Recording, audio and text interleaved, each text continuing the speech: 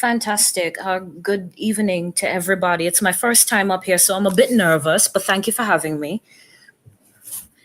I just wanted to add to the conversation a few things. Someone mentioned before with regards to strategy. I feel like that is a very big piece of the conversation here. We've been going back and forth quite a bit between do we continue to address colorism? Do we not? At this point, I feel like we need to address it, but strategically. It's almost a situation where, and someone else mentioned this in the comments, I think it was a Taylor. So I apologize if I have your name wrong. But the person said that it is almost like if we're dealing with a narcissist.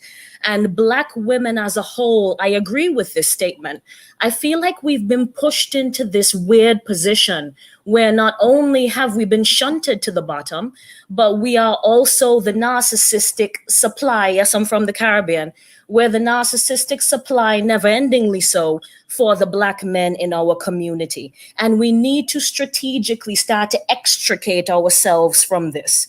We get nowhere by trying to change minds and hearts at this point. And at that point, I agree with you, Aya, and everyone else who is on the same page with that. There's no more changing anybody's minds.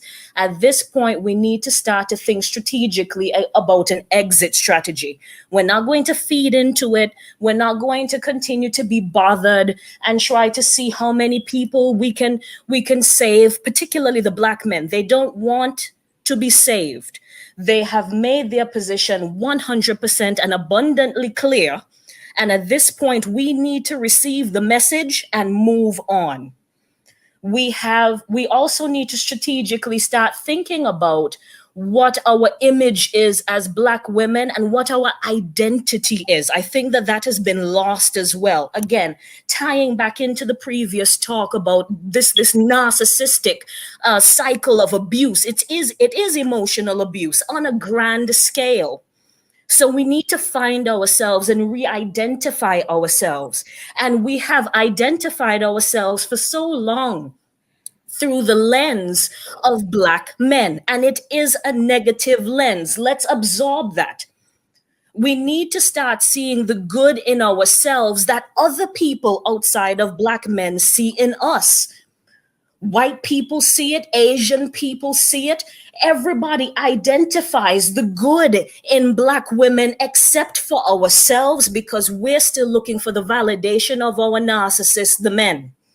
Let's start extracting ourselves. Let's cut them out of the situation. They are of no benefit to us. Meanwhile, despite our cycle of abuse, we have done nothing but progress. We are the most educated. We are the higher earners. We are the more employed than our men. We've actually pretty much, give it a year or two for the numbers to catch up, but we're right on the cusp of achieving what white feminists wanted to achieve with white men, which is to surpass their men. White women still have a ways to go, but Black women, you're literally right there.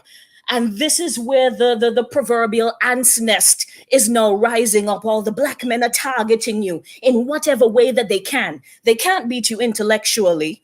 They can't beat you in terms of earnings. They can't beat you in all of those ways. So what are they doing? They're trying to attack you in the only ways that have historically worked.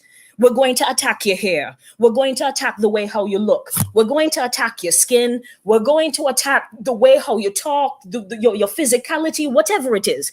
They're just trying to attack the things that they can because they cannot beat you in all of those other areas. You have actually beaten them, and they know it. There are a lot of things, Black men. Hold on, let her finish. I'm so sorry. I'm so sorry. I heard two people speaking at the same time, but no, I lost my train of thought. Oh dear. Yeah, I'm sorry. Yes, Black men are a lot of things, and we say that they're not terribly smart, and do with that information what you will. However, Black men are nothing if not on code. All day, every day. And you can see it play out in real time with a particular man whose name starts with Kevin and ends with Samuels, but I'm not calling any names. You see it play out in real time. If he says, "What's your dress size?" Start tomorrow, all of them start asking dress size. What the hell? Like, where did this come from? It came from him. They're all on code like that, and it takes nothing. Winter is coming, they start parroting it back to you. It's like, Jesus Christ, they're all on code. So black women, as the more educated in the society, the black community rather, we now need to strategize and figure out how to be just as on code. So when we say that we're going to divest from or open up our options or not take black men as seriously to where our identity is rooted in their vision, we really need to be on code about this. If we're going to say it, we need to do it, because the backlash will come. If you're going to say that you're going to divest from black men, no, they're going to say, okay, I want to see the proof. The proof of the pudding is in the eating. So now they're going to call you on it. Are you actually going to do what it is that you said that you're going to do? So now be on code and do it.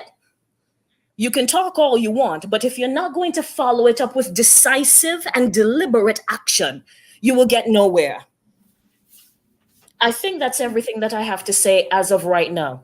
Oh, you said a word.